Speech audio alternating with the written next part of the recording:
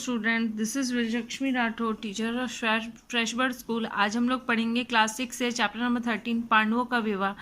यह छोटा सा सार है जो महाभारत के अंदर से लिया गया है कि पांडवों का विवाह शादी कैसे होती है। आइए रीड करना स्टार्ट करते हैं। कुंती के 5 पांडव थे, एक किनारे तालाब के किनारे बैठे हुए थे। ब्राह्मण लोग उनको नहीं जानते थे, इसलिए उन्होंने पूछा कि भाई तुम लोग कौन हो, कहाँ से आए हो, तो और अपनी तरह ब्राह्मण समझकर उनको बोले कि हमारे साथ चलो। तो वह एक मनो उत्सव में जा रहे थे जहाँ राजा द्रुपद ने यज्ञ की वेदी एक कन्या पाई थी, यज्ञ से एक कन्या पाई थी, ठीक है, और उसका पुत्र नाम था द्रौपदी ने अपना स्वयंवर रचा था। उस स्वयंवर के ठाट बाट देखने के लिए वो लोग जा रहे थे। बहुत देशों से, बहुत दूर दूर से योद्धा राजा लोग वहाँ पे आए थे, राजकुमार लोग आए थे द्रौपदी से शादी करने के लिए। यह सुनकर पांडव ब्राह्मणों के साथ लोग चले गए और शीघ्र ही पांचाल देश वहाँ जा पहुँचे। स्थान और नगर अच्छा देखकर पांडव ब्राह्मणों के साथ एक कुमार भी रहने लगा। राजा द्रुपद मन ही मन विचार करने लगे, मैं उसी कन्या को वीर से अपने पुत्री का शादी करूंगा या उसी को दूंगा कि जो बहुत बड़ा धनुर्धारी होगा।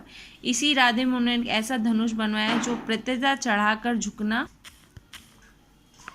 उन्होंने आकाश यंत्र भी तैयार करवाया। इस यंत्र को निचली सतह पर एक मछली बनवाई और उस यंत्र को गोलाई में घूमता, और राजा द्रुपद ने घोषणा कर दी कि जो शूरवीर आकाश यंत्र की मछली की आंख उसके नीचे रखे जल से भरे पात्र को देखकर धो देगा, मतलब पानी में देखकर ऊपर वाली मछली को मारेगा, आंख में निशाना लगाएगा, उसी को वह अपनी पुत्री का उसी से वो अपनी पुत्री का विवाह करेंगे। इस कार्य के लिए बहुत सुंदर सा जगह स्वयंवर मंडप बनाया गया। मंडप के चारों ओर दीवार थी, जगह जगह से लोग आए, बहुत सुंदर सुंदर चीज़ें थी, सब बहुत सुंदर लग रहा था। पुष्पों की माला, चढ़ावे, सुंदर अपूर्व शोभा थे। राजा द्रुपद ने घोषणा सुनकर देश के बाहर से बहुत सारे लोग आए। इसमें कर्ण के साथ दुर्योधन भी आया, बलदेव, श्री कृष्ण, ऋषि, ब्राह्मण जितने थे उनका बहुत अच्छे से स्वागत भी किया गया और सब अच्छा था। गाना बजाना, कसरतें सब हो रही थी। इस तरह 15 दिन बीत गए। स्वयंवर का दिन आया। रंगभूमि में सुगंधित जल का छिड़काव करा। दर्शकों के लिए बहुत अच्छे अच्छे आसन, दूध के समान बहुत सुंदर सुंदर चीज़ें। राजा मतलब राजा भी थे तो बहुत सारे थे, नौजवान सुंदर कतार में बैठे हुए थे। ऐश्वर्य का घमंड था, किसी में कुछ था, किसी में शुभ मुहूर्त आ गया। राजा द्रुपद ने यथाविध आहुति देकर अग्नि को तृप्त किया और ब्राह्मणों के द्वारा स्वचित कराया कि उसके समाप्त होते में एकदम से बाजा बंद हो जाए और सभा स्थल में सन्नाटा छा गया। सब वस्त्र सुसज्जित था, हाथ में सुंदर माला लिए लावण्य द्रौपदी अपने भाई धृष्टद्युम्न के साथ रणभूमि में पधारी। धृष्टद्युम्न के मीठे स्वर और गंभीर स्वर से हाथ उठाकर सबसे कहा कि जितने भी राजागण हैं, नरेशगण हैं, आप लोग सब स्मरण कीजिए, मतलब सुन लीजिए, यह धनुष, बाण और निशाना जो इस मछली की आंख उसके नीचे रखे जल से पात्र में रख देखकर भेद देगा, उसी वीर पुरुष से मेरी बहन जयमाला पहनाएगी, मतलब उसी को मेरी बहन से शादी होगा। उसी समय बुद्धिमान श्री कृष्ण ने इधर उधर देखते उपस्थित जनसमूह में ब्राह्मण वेशधारी 5 पुरुषों को भी देखा। उन्होंने ध्यान से देखा और उनके अपनी ओर ध्यान खींच लिया। कुछ ही देरों में अपने बाल सखा अर्जुन को अच्छी तरह वो पहचान भी गए। बलराम को भी उधर देखने का इशारा कर दिया। बलराम भी श्री कृष्ण के अनुमान की पुष्टि। दोनों भाइयों में इस बात की प्रसन्नता की पांडव लाक्षागृह में जलने से बच गए, मतलब वो जलने वाले थे लेकिन वो जले नहीं, इसीलिए कृष्ण और बलराम भी बहुत खुश थे। सब राजकुमार एक एक करके उठते हैं। राजा दुर्योधन, शल्य, नरेश, विदेरा सब उठते हैं और वो धनुष के पास जाते हैं, लेकिन उसको जरा भी हिला नहीं पाते, जबकि उन्हीं को चोट लग जाती है। उन्हीं के हार, मुकुट उकुट सब टूट टूट के गिर जाते हैं और मतलब किसी ने भी वो धनुष को छुआ तक नहीं। यह देखकर द्रौपदी की आशा टूट जाती है कि अब कौन शादी करेगा। फिर एक महान कर्ण राजा आता है, उसने अपना मुंह लौटते थे, झपट धनुष के पास पहुंचता है, लेकिन वो जो होता है उसमें द्रौपदी उसको मना कर देती है क्योंकि वो सूत पुत्र होता है। तब वो बोल देती है कि द्रौपदी सबके सामने बोलती है कर्ण का जो राजा का पुत्र नहीं है तो मैं सूत वंश में नहीं जाऊंगी और मैं सूत पुत्र से विवाह नहीं करूंगी। हालांकि कर्ण ये काम कर सकता था लेकिन वो सूत पुत्र था, इसलिए वो वहाँ पे शादी उससे नहीं करना चाहती थी। कर्ण ये सुनकर बहुत गुस्सा होता है और अपने धनुष बाण को छोड़ के सूर्य की तरफ देख के वहाँ पे द्रौपदी का जीवन वो सोचता है कि मैं नहीं करूँगा तो द्रौपदी जिंदगी भर अविवाहित रहेगी, कोई भी उससे शादी नहीं कर पाए।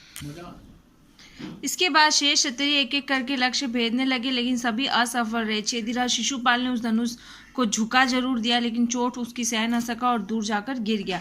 सभी जमीन पर धनुष का मतलब धक्का लग गया।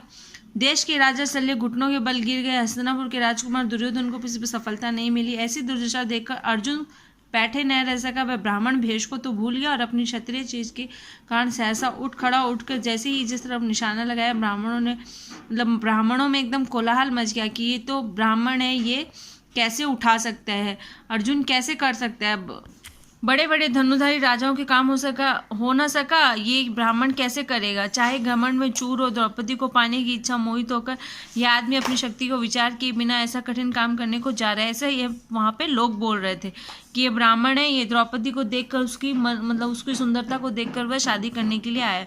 ब्राह्मणों की हंसी कराएगा, इसलिए इसको इस कार्य से रोकना चाहिए। सब उसको रोकना चाहते थे, लेकिन इस बात से सब लोग शांत होकर ध्यानपूर्वक अर्जुन को देखने लगे। अर्जुन ने सर्वप्रथम वरदायक महादेव को प्रणाम किया, उस बड़े से धनुष की प्रदक्षिणा ली, बाल श्री कृष्ण की तरफ थोड़ा सा देखा प्यार से, और देखते ही देखते बड़े आनंद उत्साह से उन्होंने धनुष को उठा लिया। उन्हें ऐसा करते देख धनुर्धरी और पराक्रमी राजाओं, जिनके 1000 चेष्टा करने पर भी, कितना प्रयास करने भी धनुष को जो लोग उठा ना सके थे, उनकी बहुत इज्जत वो लोग बहुत बेइज्जती हुए। अर्जुन ने धनुष को ताड़ कर उन प्रचंडा चढ़ा दी और आकाश यंत्र के नीचे रखे दर में मछली को प्रतिबिंब देखते हुए बड़ी फुर्ती से उसकी आंख भी भेद दी। अब तो सब मंडप में क्या हलचल मच गई। सब लोग फूल बरसाने लगे, भगवान लोग ऊपर से फूल बरसाने लगा, मर्द समुद्र हिलाकर सब लोग बहुत खुश हुए। बाजे वाली बाजे बनाने लगे, ढोलक वाला ढोलक बजाने लगा, सब लोग अच्छे से खुश हो गए। लेकिन द्रुपद ने कहा कि ब्राह्मण कुमार के साथ मैं अपनी कन्या का विवाह करने को तैयार कैसे हो गए। सब राजा गुस्सा हो गए कि ये ब्राह्मण के साथ शादी नहीं कर सकती, ये सब राजा के साथ होना चाहिए। राजा द्रुपद ने हम लोगों को निरादर किया, मैं स्वयंवर को बहुत भारी अपमान किया। सब राजा लोग उसके खिलाफ हो गए। तब क्रोध में आए हुए सैकड़ों हथियार युद्ध होने लगा, सब लोग एक दूसरे को मारने लगे। तब अर्जुन और भीमसेन ने भी हथियार उठा लिए और उन लोगों ने उनकी रक्षा की। पेड़, भीम तो इतना शक्तिशाली था कि उसने पेड़ उखाड़कर उसी से सबको मारने लगा। अर्जुन ने परीक्षा रखे हुए धनुष को भी उठा लिया और समस्त ब्राह्मणों को सहजाति सनेह कमंडल हिलाकर कहने लगे कि तुम जरा मत डरना, हम तुम्हारी सहायता जरूर करेंगे। अर्जुन मुस्कुरा उठे और महातेजस्वी कर्ण ने अर्जुन को और शल्य भीम पर हमला कर दिया। बहुत लड़ाई हुआ एक दूसरे पर। तब ब्राह्मण ने हथियार चलाने और निपुणता देखकर सब लोग बहुत खुश हुए। तुम साक्षात धनुर्धर हो, मेरे क्रोध आने पर स्वयं इंद्र और कुंती के पुत्र अर्जुन को छोड़कर मुझे कोई भी सामना नहीं कर सकता। कर्ण ने कहा कि तुम कौन हो भाई, तुम मेरे को तो कोई भी हरा नहीं सकता। तब अर्जुन बोलता है कि मैं धनुर्वेद और न ही इंद्र हूँ, किंतु अस्त्र विद्या वाले ब्राह्मण अवश्य हूँ। मैं तुम्हें हराने के लिए लड़ाई के मैदान में आया। इस बात को सुनते ही कर्ण ब्रह्म तेज से शीर्ष स्वीकार किया, युद्ध से पीछे हट गए। शल्य और भीम में घूसों और लोकड़ों के द्वारा वो भी लड़ाई हार गया। अंत में भीम एक ऐसा दाव मारा कि शल्य जमीन पर गिर गया और वह मर गया। इससे समस्त ब्राह्मण में हंसी के मारे लोटपोट हुए। शल्य लज्जित होकर वहाँ से चला गया। ये देखकर बाकी राजा बहुत डर गए, आपस में बांधे कि ब्राह्मण कुमार कौन है, किसके पुत्र है, कहाँ से आए। तब श्री कृष्ण ने मौका पाकर, हे नरेशो, इस ब्राह्मण कुमार ने धर्म से राजकुमारी को राप किया, इसलिए शांत रहिए, युद्ध करने की जरूरत नहीं है। और श्री कृष्ण की बात मानकर सबने लड़ाई खत्म कर दी। सब लोग अपने अपने घर चले गए। इस कहानी से हमें यही शिक्षा मिलती है कि जो योग्य व्यक्ति होता है उसको किसी भी नाम की, किसी भी वस्तु की या किसी की पद की ज़रूरत नहीं होती। वे अपनी योग्यता कहीं पर भी दिखा सकता है। थैंक